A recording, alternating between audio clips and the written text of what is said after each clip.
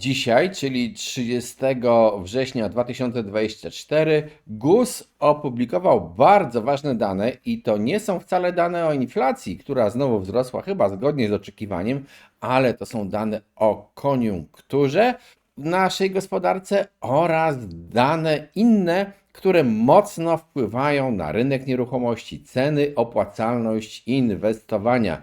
No bo jeżeli inwestujesz w nieruchomości, to chcesz wiedzieć, czy będziesz mieć w przyszłości na przykład nabywców i najemców, a te dane nie znalazły się w takim szerokim dyskursie publicznym, bo ciągle dziennikarze interesują się sensacjami lub też brakiem sensacji na temat kredytu 0%, o którym też chwilę powiem, bo tu znowu nowe informacje, ale to raczej burza medialna pokazały się.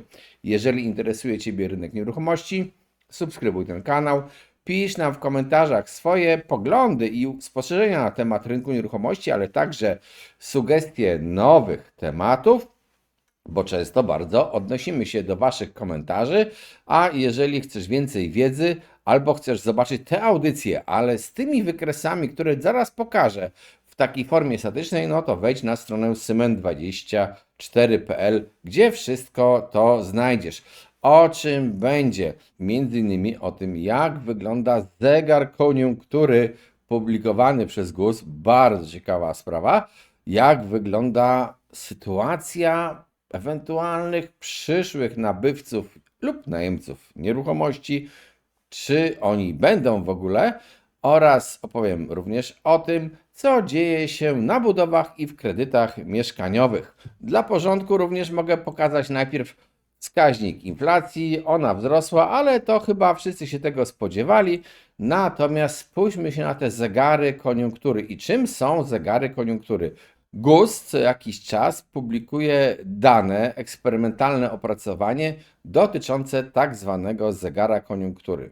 I czynią to na dwa sposoby. Po pierwsze, pokazują taki równoległy zegar koniunktury, który teraz widzicie, czyli to jest to, co respondenci sądzą o sytuacji obecnej, a także taki wyprzedzający, czyli jak respondenci oceniają sytuację przyszłą.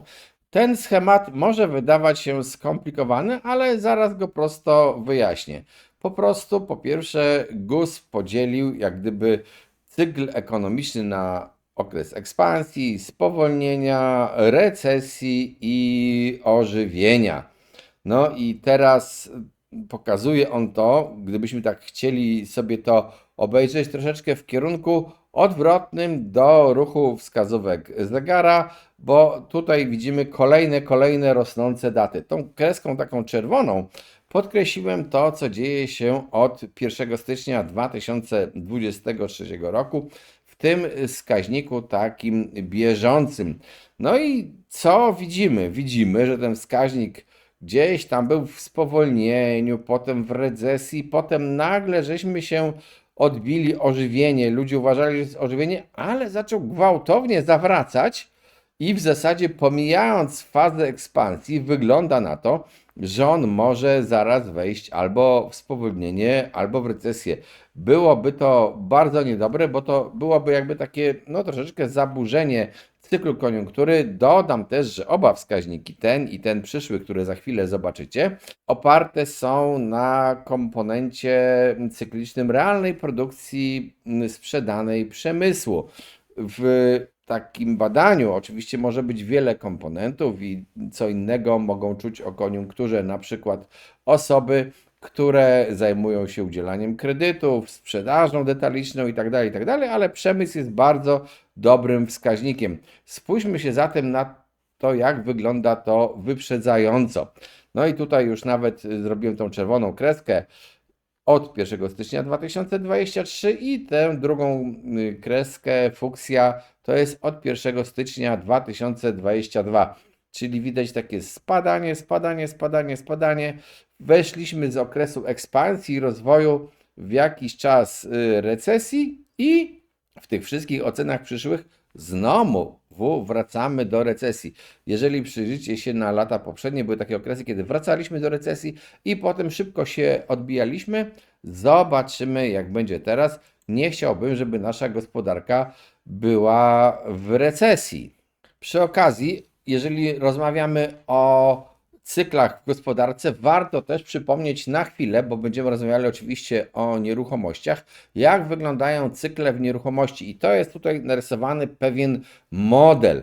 To jest tylko przykład, jak to może teoretycznie wyglądać i zrobiony specjalnie dla łatwiejszego wyjaśnienia, ale jeżeli będziecie obserwowali ceny i obrót nieruchomościami w Polsce, to zobaczycie, że no, troszeczkę inaczej, ale zasada jest ta sama, wygląda rzeczywistość.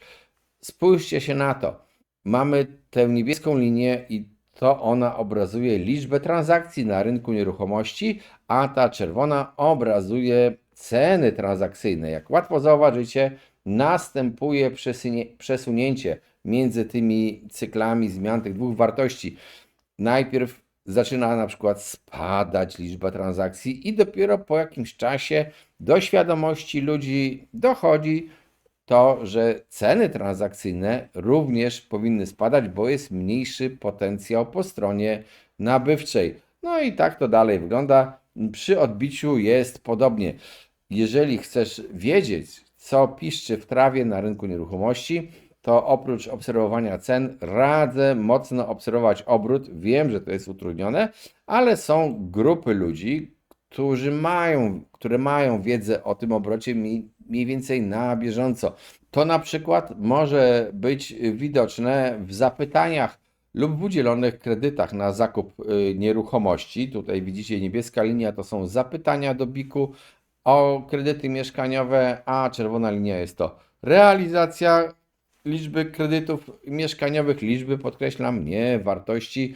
No i widzimy tutaj, że jesteśmy w jakimś takim, na końcu to jest taka średnia wartość między szczytami a dołkami, czyli nie jesteśmy ani w miejscu złym, ani najlepszym. Podobnie zresztą wygląda z zapytaniami. Niektórzy mogą mówić, że to jest kryzys, ale bez przesady. Te górki ostatnie tutaj, które widzicie, to są górki spowodowane bezpiecznym kredytem 2%, a ten taki spadek, który tu widzicie, to był okres, kiedy zostały podnoszone stopy procentowe i też były utrudnienia co do oceny zdolności kredytowej nabywców, ale jak widać, to były zapytania, a w samych kredytach nie było takiego mocnego spadku przez pewien czas. Później on następował, no i teraz niektórzy mówią, że na przykład bezpieczny kredyt 2% uratował ten rynek. Tak, rozruszał rynek i też obecne Ministerstwo Rozwoju i Technologii, jego władze twierdzą, trzeba uruchomić kredyt 0%, bo to znowu rozrusza rynek. Ale czy trzeba ten rynek rozruszać, jak on nie jest tak naprawdę na ani najlepszym, ale też na ani najgorszym poziomie. Spójrzmy się zresztą, jak wygląda sytuacja na budowach mieszkań. No i tutaj widzimy rozpoczynane budowy.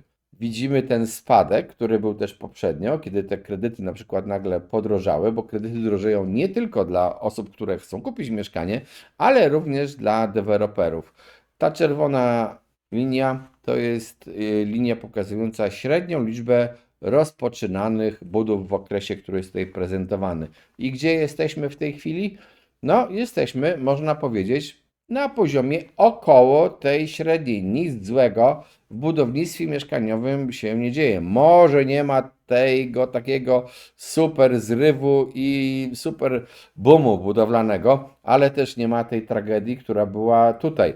Czy zatem ten rynek naprawdę należy rozruszać? No, ja bym był z tym bardzo ostrożny. Tym bardziej, że spójrzmy się jeszcze, jak wygląda sytuacja ewentualnych przyszłych nabywców.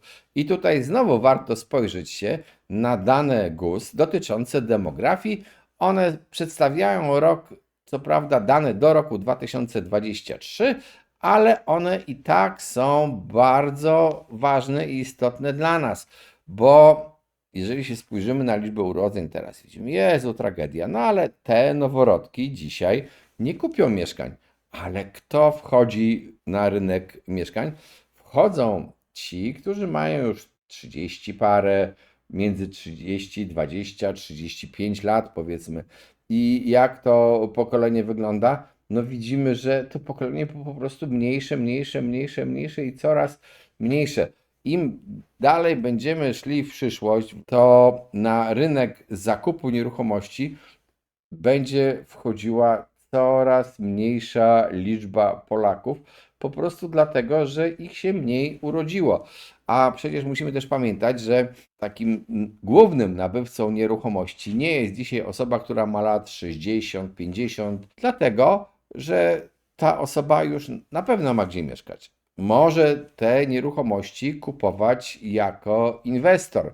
Ale jeżeli na przykład patrzymy się na tę liczbę, no to rocznik 2003, czyli 21 lat osoby mające dziś, to są ci, którzy na przykład chcą wynajmować mieszkania jako studenci.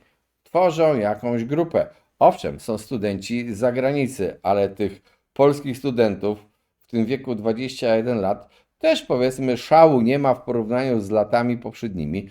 Odbije się ta liczba za jakiś czas, bo gdzieś tam w 2030 może będzie troszeczkę więcej potencjału wśród Polaków, którzy mogą chcieć studiować, ale potem będzie też spadek, więc to takie inwestowanie w nieruchomości mieszkalne oczywiście może być dobre, ale trzeba się nad tym zastanowić. Pewna grupa najemców, tych tak zwanych studentów, może po prostu ubywać. Ogólnie rzecz biorąc, widzimy też z danych GUS-u mówiących o ruchu naturalnym.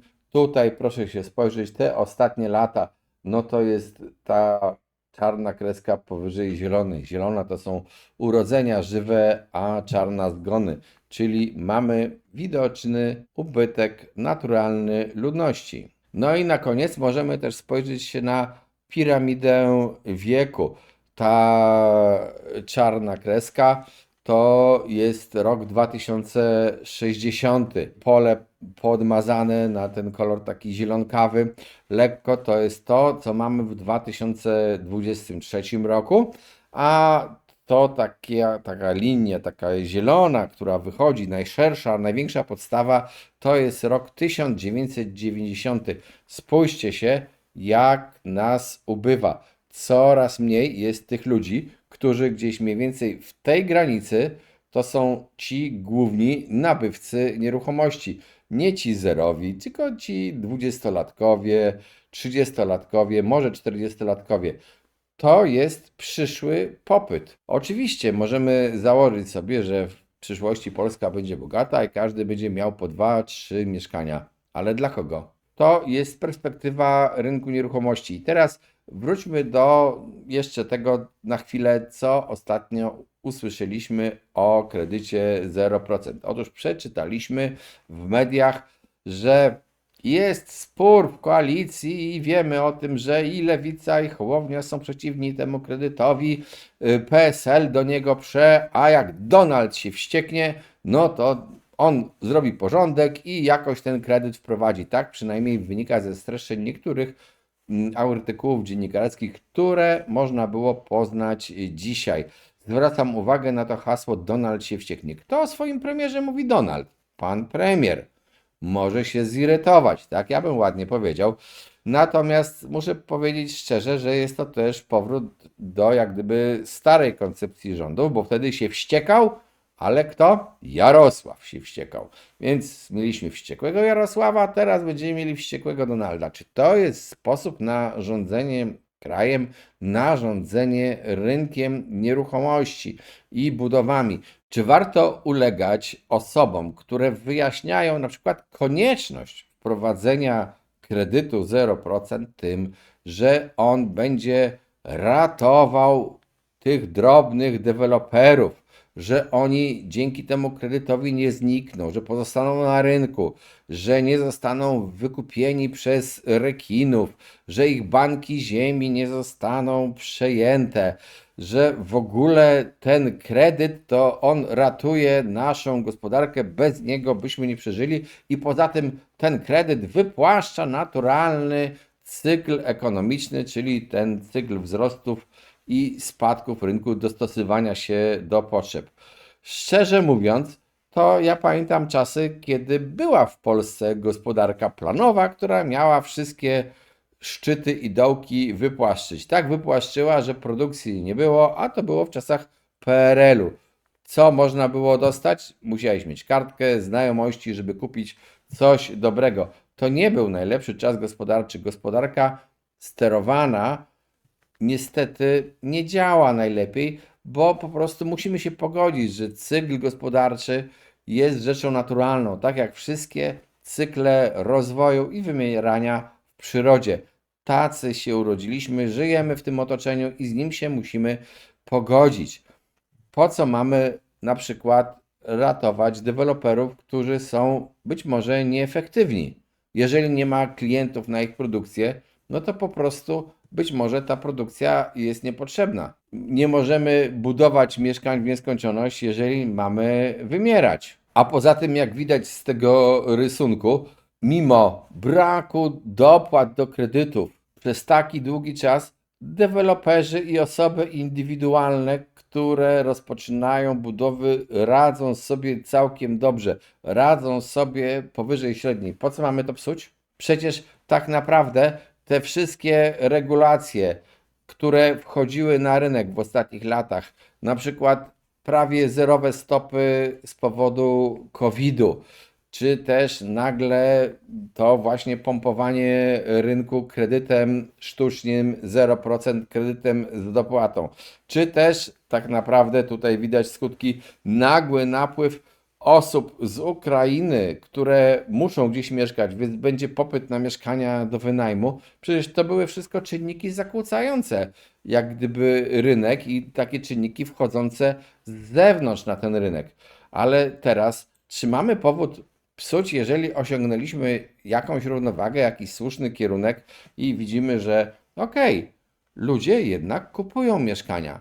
Może kupują mniej niż to było w tej hoście kredytu 2%, ale też nie kupują mniej niż było w dołku, kupują więcej. Po prostu idziemy w dobrym kierunku, w kierunku równowagi na tym rynku i uważam, że nie powinniśmy tego zakłócać. Jestem bardzo ciekaw Waszych opinii, napiszcie je w komentarzach, ale też pamiętajcie, że na przykład jeżeli tak krytykujecie bardzo ten kredyt, którego nie ma, czyli ten program kredytu 0%, który jak znowu z plotek dziennikarskich wynika, że może wejdzie już nie w styczniu, ale w marcu, a może nawet wręcz w maju 2025. Jeżeli macie go krytykować, no to zastanówcie się, co krytykujecie, bo tak naprawdę to jeszcze nawet nie mamy programu tego kredytu, bo on się nieustannie zmienia. I być może faktycznie on, nawet jeżeli byłby wprowadzony, to zostanie wprowadzony w ten sposób, że liczba osób, które będą mogły skorzystać z tego programu, będzie niewielka. Tym bardziej, że oczywiście widzimy, inflacja się odbiła. I to nawet można powiedzieć zgodnie z prognozami i ekonomistów, takich nazwijmy to niezależnych od naszego Narodowego Banku, ale też taka sama mniej więcej prognoza była Narodowego Banku Polskiego. Czyli wszystko, można powiedzieć, idzie zgodnie z planem. I jeżeli to pójdzie zgodnie z planem, tym prezentowanym na przykład przez NBP, to już za te ileś miesięcy, gdzieś w połowie przyszłego roku, może nawet trochę wcześniej, możemy spodziewać się pierwszych obniżek stóp procentowych, a w bankach, chciałem zauważyć, już dziś kredyty mieszkaniowe ze stałą stopą w niektórych bankach już spadły i można dostać je już nawet na oprocentowaniu poniżej 7%. To też pokazuje ruch, że banki, które nie mają darmowej, łatwej dostawy klientów tych z dopłatami, po prostu zaczynają zabiegać o swoich klientów i okazuje się, że mogą obniżać stopy procentowe. Więc jeżeli za te kilka miesięcy nastąpi obniżanie stóp procentowych, to może dojść do sytuacji takiej, że ten produkt kredytu 0% z uwagi na jego ewentualne jakieś obostrzenia i tak dalej, przestanie być atrakcyjny. I może, jeżeli on wejdzie na przykład z zapowiedzią w maju 2025, to już niewiele osób będzie zainteresowanych tym produktem, tym bardziej, że widać na rynku, że są osoby, które są majętniejsze, które stać na zakupy na kredyt, bo nie mówię o tych, co kupują za gotówkę, tylko na kredyt, na obecnych warunkach i te osoby po prostu już postanowiły kupować i przestały czekać na obietnicę kredytu 0%, a przecież to łatwo jest zauważyć na tym wykresie, który pokazuje również kredyty. Owszem, spadliśmy z tej górki wywołanej kiedyś kredytem 0%, ale czy spadliśmy na dno? Nie. Zostaliśmy 2 razy wyżej od tego dna. Niżej od dołka, wyżej od dna. Jesteśmy gdzieś po prostu w takim procesie normalizacji i oczyszczania się rynku. Ja bym chciał, żeby tak zostało, bo wszelkie według mnie sztuczne interwencje, programy pomocowe, dopłat do czegokolwiek po prostu rozregulowują i psują rynek, a na tym rynku musimy się również zastanowić, jeżeli chcesz inwestować w ten rynek jeszcze raz nad tym wykresem. Pytanie jest może nie dzisiaj, ale komu będziesz sprzedawać mieszkania za 20 lat, ale komu je będziesz wynajmować za 10, może będzie więcej najemców, ale potem znowu musisz się liczyć ze spadkiem, chyba że do Polski napłyną migranci z zewnątrz w dużej liczbie, albo że nagle zwiększy się nasza dzietność. Jeżeli interesuje Ciebie rynek nieruchomości, subskrybuj ten kanał, pisz nam w komentarzach propozycje nowych tematów, swoje odczucia o tym, co dzieje się na rynku i przypominam, że na stronie cement24.pl ta sama audycja wzbogacona o wykresy w formie statycznej oraz wiele, wiele więcej wiedzy o obrocie i o tym, jak należy działać na rynku nieruchomości. Zajrzyj tam koniecznie. Cześć, trzymajcie się.